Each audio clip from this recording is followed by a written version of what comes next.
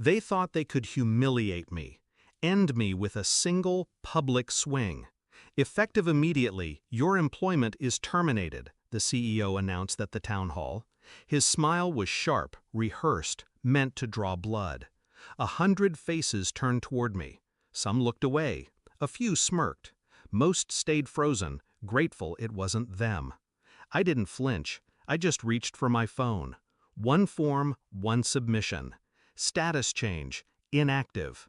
My compliance certification, my license, revoked their ability to operate. A red flag rippled across the system. Contracts froze. Work stopped. $100,000 bled every hour. By the time security walked me out, I knew the countdown had started. Flashback, the first meeting. I once believed in him, the CEO. He'd shaken my hand on my first day, his grip firm, his eyes lit with that evangelical promise founders have. "You're the shield," he'd said. "Our integrity rests on you." I built everything. The controls, the safeguards, the invisible architecture that let investors sleep at night. I gave them my nights, my weekends, my faith. And in return, he cut me loose in front of the whole company. No warning, no severance, no respect. Just the phrase, "at will." But betrayal is a funny thing.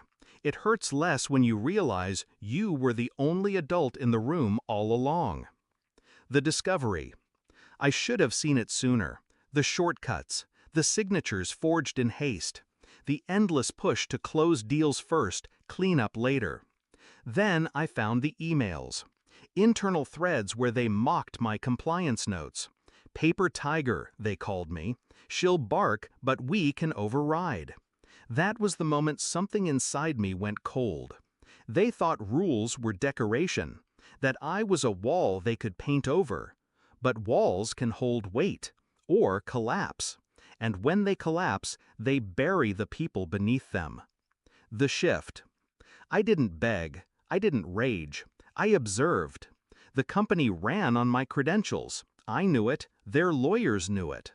Without a certified officer, every contract was void. Every government deal frozen. Every line of revenue strangled. So when they dragged me into the boardroom, hours after my termination, I was ready. The execution. The room was packed. Mahogany table, 12 men in suits, faces shiny with sweat.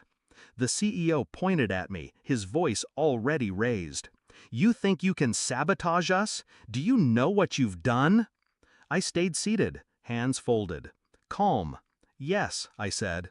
"I stopped you from breaking the law." The board shifted in their seats. A few eyes flicked toward the general counsel. That's when it happened. The lawyer's face drained of color.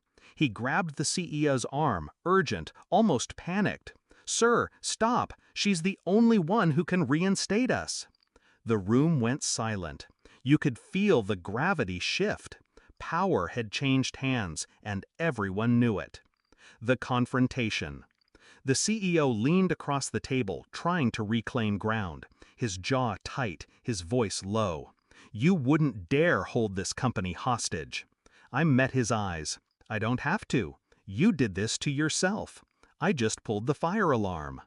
He wanted to shout again, but every time he opened his mouth, the lawyer cut in, legal jargon spilling like sandbags in a flood. Exposure, liability, SEC, indictment, words that carried real teeth. One director whispered, "How long until we bleed out?" The lawyer answered without looking up, "We already are." I sat there, silent, watching the realization dawn. The same board that applauded my firing that morning now stared at me like I was oxygen. The payoff. I could have reinstated them. With one form, I could have stopped the hemorrhage, but I didn't. Instead, I let the silence stretch. Let them sweat. Let them imagine the calls from clients, the headlines, the regulators knocking at their doors. Finally, I stood. "You fired me at will," I said, smoothing the papers in front of me. "Now you can live with the consequences, at will." And I walked out. The reflection. They thought I'd beg for scraps. Instead, I left them gasping for air in the house I built. In the weeks that followed, the news broke. Government contracts dissolved. Investors fled.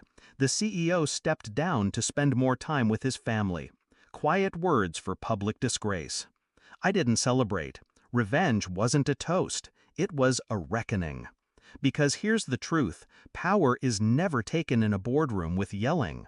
Power is in the fine print, the overlooked clause, the silent keystroke at 5:01 p.m. And when they tried to strip me of dignity, I showed them the cost of underestimating the quietest person in the room. They built their empire on my signature, and with a single click, I erased it.